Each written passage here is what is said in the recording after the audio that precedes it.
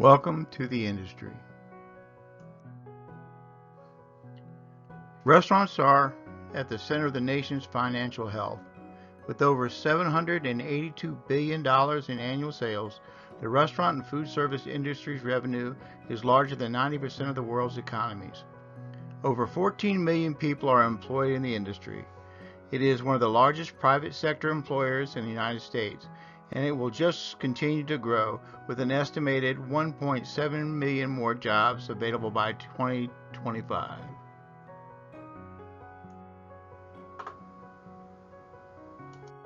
And here are some career statistics of the restaurant industry.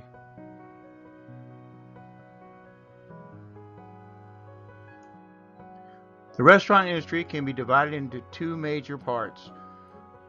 Commercial, which is 80% of the industry, and non-commercial, which is 20% of the industry. The way food is served is different from restaurant to restaurant. In recent years, restaurants have also become mobile. Food trucks are now a growing part of this category. Some of the other segments can be family dining, full service, casual dining, full service, fine dining, full service, quick casual, and food trucks.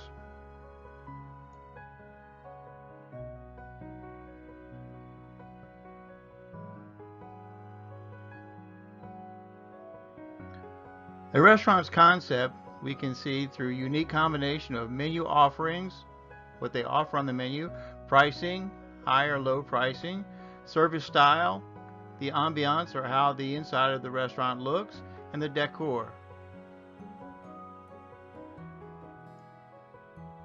For a family dining full-service restaurant, service is at the table, guest sits while ordering, payment is after the meal, and the menu emphasis is for families. The average check will be $10 or less. An example of this would be Denny's. Casual dining full-service restaurant, service once again is at the table, the guest sits while ordering, payment is after the meal, and the food is cooked to order or a la carte. Average check is $10 to $25. An example would be Buffalo Wild Wings. A fine dining full-service restaurant would have service at the table, the guest will sit while ordering, payment again is after the meal, there's very intricate dishes, tableware is high quality, the average check $25 or more. An example, Ruth's Chris Steakhouse. A quick service restaurant, also known as fast food restaurant, the guest orders at a counter or window, you pay before you eat, take out, eat in, or delivery, snack or beverage bars. The average check, $3 to $6. An example of this would be McDonald's. Our next segment is a quick casual restaurant. The guest orders at the counter or the window. The guest pays before eating, freshly prepared with high quality ingredients, and you receive your food quickly. The average check, $7 to $9. An example of this would be Panera. Next we have catering and banquets. The event host chooses the menu. Caterers located in their own facility or another business. Food is delivered. Restaurants have catering and banquet operations. The menu is chosen for a group of diners. The food is delivered to the event location. Many restaurants also have catering and banquet operations. Our next segment is retail. A retail operation will offer prepared meals you can eat in the store or at home, usually located in supermarkets, convenience stores, or specialty retail operations. They sell a limited number of items. They also may have vending machines. Limited items include coffee, specialty drinks, and quick bites.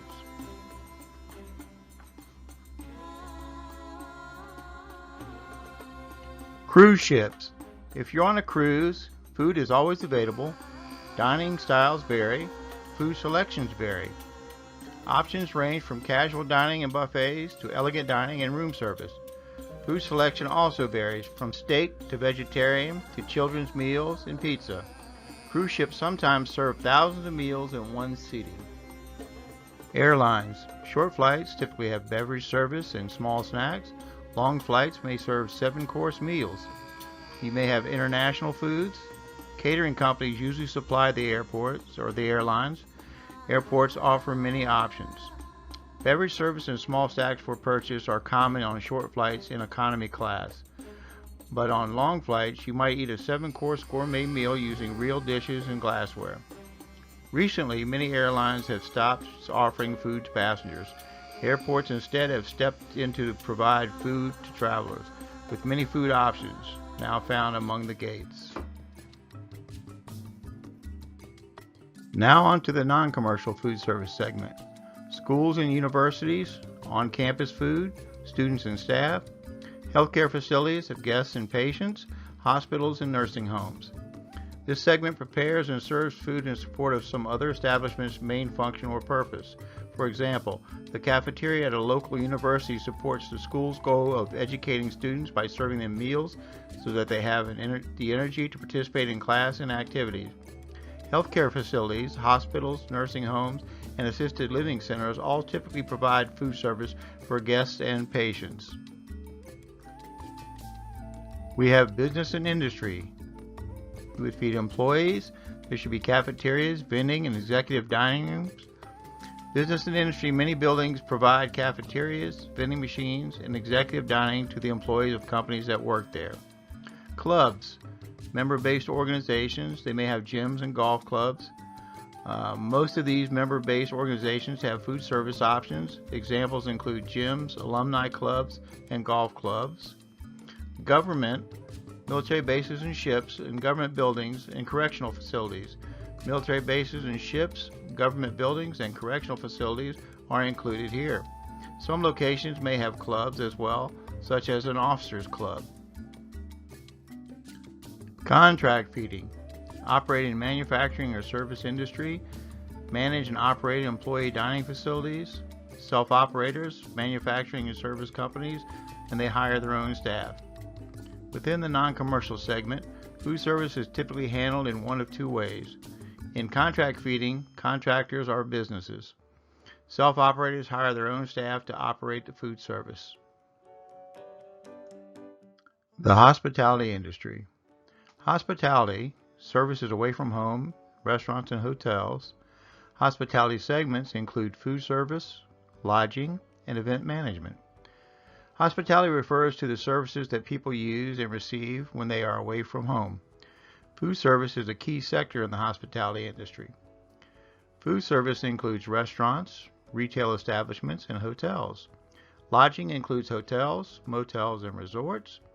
Event management includes stadiums, convention centers, and trade shows. The rise of clubs. Ancient Greece.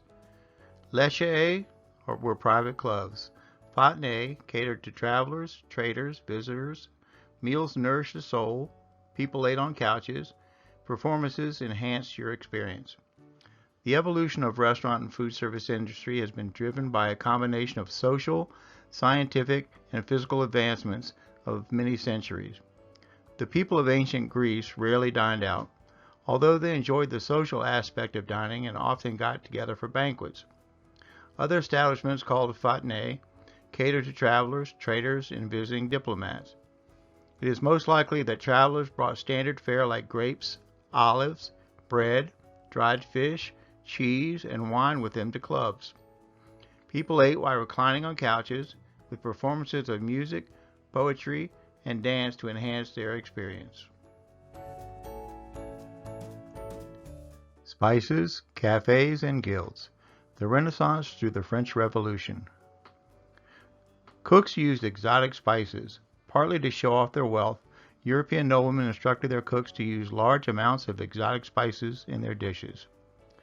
Venice controlled spice trade.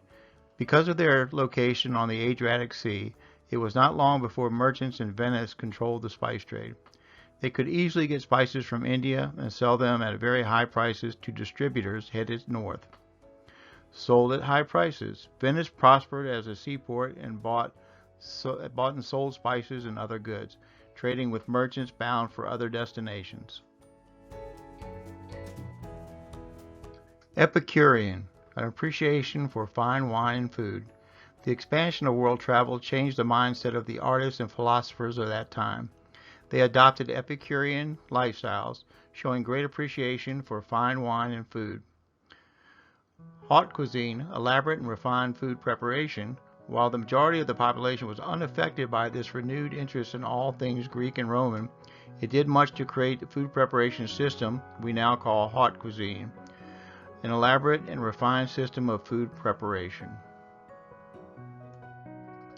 International trade also greatly improved the European way of life. For example, Europeans were introduced to coffee from Africa. The first coffee house or cafe opened in 1650 in Oxford, England. The new coffee houses were open, airy, and inviting. Bakers soon started selling pastries as well. Unlike taverns and ale houses, cafes welcomed women, and the coffee shops soon made it acceptable to eat in public. Guilds were associations of people with similar interests or professions. They were organized during the reign of Louis XIV in France in an attempt to increase the state's control over the economy. Each guild controlled the production of its specialties and could prevent others from making or selling the same items. Two of these guilds were the Chaîne des Rôtisseurs and the Chaîne des Traiteurs. Cooking guilds like these established many of the professional standards and traditions that exist today. In 1765, Boulanger began serving hot soups called restaureurs, meaning restoratives, for their health-restoring properties. He called his cafe a restaurant, the origins of our modern word restaurant. His restaurant became very popular. People enjoyed having a place to go for a hot meal and a good conversation with friends. The food service guilds believed Boulanger was moving in on their business and took their case to court. But the French government was under even stronger pressure to lessen the poverty causing social unrest in Paris. Despite the government's attempt to end the political unrest, the French Revolution began. When the French Revolution was over, large numbers of cooks and other guild members found themselves unemployed. They followed Boulanger's example and began opening restaurants of their own. Within 30 years, Paris had over 500 restaurants serving meals. Dining out on a large scale was born. The first Europeans to settle in North America were city dwellers, poorly equipped for farming. As more people immigrated to the New World to find their fortunes or to escape religious persecution, cities along the East Coast grew. Boston and New York became major centers of trade. As early as 1634, an inn in Boston called Cole's offered food and lodging to travelers. However, very few early colonial Americans ever traveled or dined out. Once they settled down, they rarely traveled more than 25 miles from their home. When people did travel, they stayed in inns, often sleeping together in the same large room and even sharing a single bed. Not much care was given to the preparation of meals. If travelers arrived after dinner had been served, they would not eat. When American high society dined out, they did so in style. Entrepreneurs in New York during the Gilded Age, 1870s to 1900, opened fancy restaurants such as Delmonico's and the Astor House, so the people could dine and be seen in elegant surroundings. Dinners of up to 18 courses were popular. On the other side of the continent, California was in the middle of the gold rush. People poured into the area to claim their fortunes. With such a sudden growth in population, meeting the demand to feed so many at once was nearly impossible. Clever restaurateurs developed the cafeteria, an assembly line process of serving food quickly and cheaply without the need for servers. By the turn of the century, employment in the United States was at an all-time high.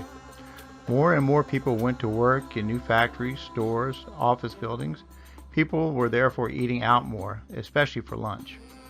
After World War II in the 1940s and 1950s, the quick service segment of the restaurant industry grew quickly. The economy was growing quickly too, and more of the population now had owned cars. People began to stop for food more often during the day as part of the road trips. Entrepreneurs of the time began to look for ways to offer food more quickly and at a cheaper cost to both them and their guests. Some even offered curb service, delivering the food directly to the cars. The rapid growth of national chains since the 1970s has changed the face of restaurant and food service industry. It has caused a major shift in how people look at food and social context of food. Eating out has become almost as commonplace as eating at home, not just for the special occasions or as a convenience. In the last few decades, lifestyles have moved steadily towards busier households that no longer have a dedicated daily food to prepare. Global connections via technology and the rapid growth of international trade have also allowed restaurant companies to grow even larger. Some of the most famous American restaurant brands can be found in countries on many continents. At the same time, many guests have begun to expect local, sustainable options in their dining choices. So restaurants have also begun exploring how to offer menus and ingredients that satisfy these trends. The restaurant and food service industry is one that is often bound by tradition, but it must also be responsive to changes in the society it serves. It provides the familiar and comfortable while also working to deliver innovation and adventure. The restaurant of the 21st century does not differ from Bollinger's 1765 restaurant in that they both restore guest comfort. The goal is to provide guests with an opportunity to re-energize. The role of entrepreneurs. The entrepreneur is a person who starts and runs a business, taking on financial risk to do so. The hospitality industry's growth is linked to the vision and dedication of entrepreneurs throughout history. These individuals believed in the hospitality industry and sought out opportunities to offer guests options. In 1837, two brothers opened Delmonico's, a steak restaurant in New York City. Within 20 years, the family owned 10 restaurants of the same name in the area. Fred Harvey tied his restaurants, named Harvey House, to the growth of railroads. These restaurants started in the late 19th century and were built near railroad stops across the United States to take advantage of the crowds of passengers. In the 20th century, quick service chains grew along with the nation. White Castle, McDonald's, and A&W were among the first companies to offer this style of food and service. Two other important entrepreneurs later in the century, Norman Brinker and Bill Darden, looked for ways to offer full-service restaurant experience to the middle class at good prices. Brinker opened Steak and Ale in 1966, and Darden opened Red Lobster in 1968. Today, Brinker International and Darden Restaurants operate restaurants around the globe under many brands. Chains today vary widely. Some are focused on fine dining like Ruth's Chris Steakhouse. Ruth Fertel knew little about restaurants when she bought her first one in 1965. She eventually opened dozens of restaurants around the country. Richard Melman is another important example of who paved the new path like Fertel did. His Let Us Entertain You enterprises has grown to more than 100 restaurants in the United States since the 1970s. Melman has specialized in appealing themes and high-quality menus with many styles of food and service. His range of restaurants goes from the Eiffel Tower restaurant at the top of the Paris Hotel in Las Vegas to Wow Bao, which features popular Asian street food. What do all of these entrepreneurs have in common? They started with just one restaurant. The success stories are simply amazing. Think about Starbucks as a recent example. This global brand was once one tiny coffee shop in Seattle. In less than 50 years, Starbucks now has more than 20,000 stores worldwide. The company's huge expansion was led by Howard Schultz, who started in the Starbucks marketing department. The role of chefs. Throughout history, chefs have been as critical to the growth of the industry as entrepreneurs. Today, the term chef is a mark of respect and distinction that describes a professional who has reached a position through hard work and dedication to quality. Two important figures that led the way to such a level of respect and admiration for chefs today are Carême and Escoffier. Marie-Antoine Carême, 1784 to 1833, believed that cuisine was simply a branch of architecture, as demonstrated by his elaborate pièces de montage, which were masterpieces of decorative art. He also perfected the recipes for many fine French sauces, placing them into 4 categories. Put simply, he defined the art of haute cuisine, which included artful presentation and complex dishes, and refined cooking techniques. Many would agree that Karim's greatest claim to fame was training many other chefs who went on to become famous. They were his followers and continued his traditions in many fine hotels and restaurants. Georges Auguste Escoffier, born 1846, died 1935, helped transition Karim's haute cuisine into more contemporary cuisine. He also established exact rules of conduct and dress for his chefs. Escoffier's staff always dressed neatly and worked quietly. He also organized and defined the role of workers in a professional kitchen, developing the kitchen brigade system. This system assigned certain responsibilities to kitchen staff. For example, Escoffier introduced the abouilleur or expediter, who takes orders from the servers and calls out the orders to the various production areas in the kitchen. The role of chefs continued. The industry has continued to produce iconic chefs who have added to the culinary arts and the business of serving guests. Here are a few of the most influential chefs of the 20th century. Ferdinand Pont, known as the father of modern French cuisine, Pont created lighter sauces using regional ingredients. Julia Child.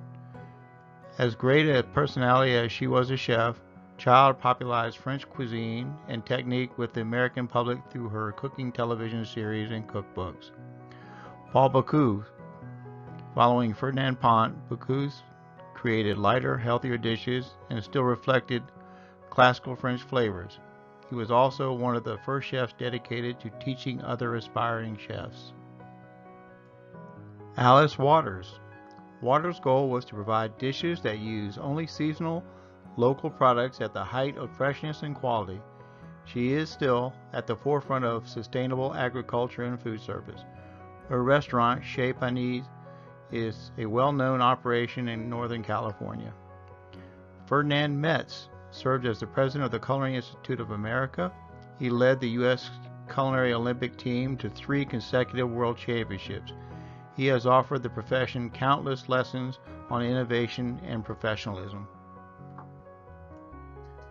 The roles of chef and entrepreneur have also frequently become blended, with many chefs investing in restaurants. Some have even created chains. Here are a few examples of contemporary chefs and their contributions to today's culinary scene. Nora Pouillon owns the first certified organic restaurant in the United States. Restaurant Nora in Washington, D.C., more than 95% of the restaurant's ingredients are organic. She is also active in many conservation groups. Grant Achatz, named Best Chef in the United States in 2008 by the James Beard Foundation, Achatz is a leader in molecular gastronomy, a modern style of cooking that leverages science in its unusual preparation techniques. His restaurant, Alinea, has been ranked among the best restaurants in the world. Thomas Keller, another chef, entrepreneur. Keller is the founder of the French Laundry in Napa Valley and Per Se in New York City. He is credited with revitalizing interest in fine dining with intricate menus and exceptional service. His restaurants have also been ranked as some of the world's best. Marcus Samuelsson, often seen today on television, Samuelsson began his career in New York City. He began opening restaurants in his 20s and has also authored cookbooks. He now has restaurants in many hotels and cities throughout the world. Nancy Silverton, one of the most respected bakers in the industry. Silverton has also won James Beard Awards, both as a chef and a pastry chef. She started La Brea Bakery, which quickly became one of the largest bakeries in the industry, and an example of a brand that moved into supermarkets.